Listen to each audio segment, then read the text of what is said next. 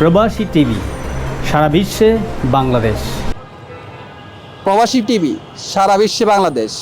আমি আছি এখন যমুনা পিসফায়ার পার্কের সামনে, যেখানে বাংলাদেশের প্রত্যন্ত অঞ্চল থেকে সৌদি আরবে যাওয়ার জন্য সৌদি ভিসা সেন্টার লোকজন এসে থাকে তাদের ফিঙ্গারিং দেওয়ার জন্য। আমার পাশে একজন ভাই আছে, আমি ভাইয়ের সাথে কথা বলবো। ভাইয়া, আপনার নামটা? আমার নাম হচ্ছে জাহিদুল ইসলাম রয়্যাল। আপনার বাড়ি কোথায়? আমার বাড়ি ঢাকাতে। আপনি এখানে কি বিষয়ে আসছেন? আমি এখানে আসছি যমুনা ফিউচার পার্কে ইন্ডিয়ান একটা ভিসা জমা দিলাম আমার নিজের জন্যই, তো ওই জন্য আসা আর কি। আপনি আরো কোনো দেশ ঘুরছেন? হ্যাঁ, আরো বেশ অনেকগুলো দেশই ঘুরছি। যেমন কয়েকটা দেশের নাম বলেন। যেমন আপনার ধরেন Malaysia, Singapore, China, Dubai, south Africa, বেশ অনেকগুলো দেশে ঘুরে হয়েছে।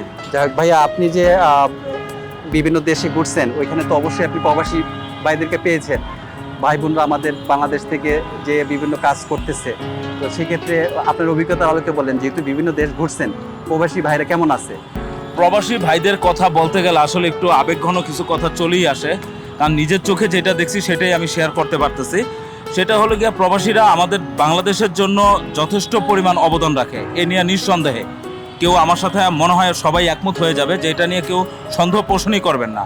আর এখানে বিশেষ করে বলতে গেলে আমাদের মাননীয় প্রাইম মিনিস্টার, যিনি বর্তমান আমাদের মাননীয় প্রাইম মিনিস্টার আছেন, উনি এই ব্যাপারে যথেষ্টভাবে ওনার এই নজরদারিতে আছেন। তবে আমি আমার ব্যক্তিগতভাবে আমি প্রাইম মিনিস্টারকে আমার পার্সোনালি আমি রিকোয়েস্ট করব যে আপনি তো আমাদের মানবতার মা, আপনাকে আমরা রিকোয়েস্ট করব যারা আমাদের প্রবাসে আছে তাদের দিকে একটু দৃষ্টিটা বাড়ান। আমরা তো আপনার দিকেই তাকিয়ে থাকি।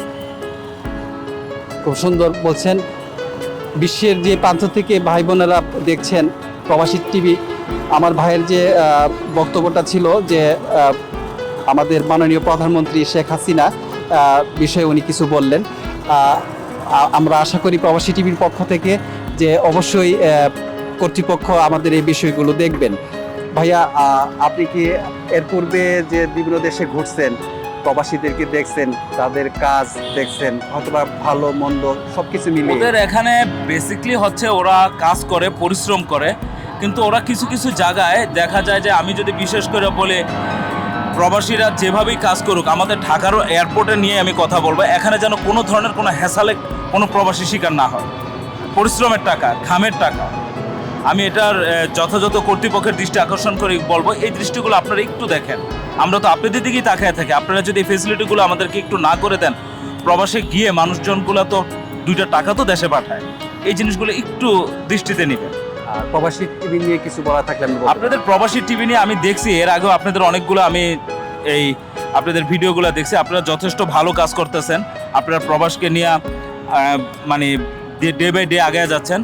আমার পার্সোনালি আমি আপনাদের প্রতি খুব খুশি যে আপনারা শুধুমাত্র প্রবাসকে নিয়ে যে একটা চ্যানেল খুলছেন, আপনাকে সাধুবাদ জানাচ্ছি আমি এই জন্য। আপনাকে ধন্যবাদ প্রবাসী টিভিকে সময় দেওয়ার জন্য। সুপ্রিয় দর্শকবৃন্দি, আর দেশ বিদেশে প্রবাসী ভাই বোনদেরকে জানাতে চাই আমাদের প্রবাসী টিভির পক্ষ থেকে অসংখ্য শুভেচ্ছা এবং দোয়া কামনা। প্রবাসী টিভি সবসময় আপনাদের পাশে আছে, থাকবে। যমুনা ফিউচার পার্ক, হীরা, প্রবাসী টিভি।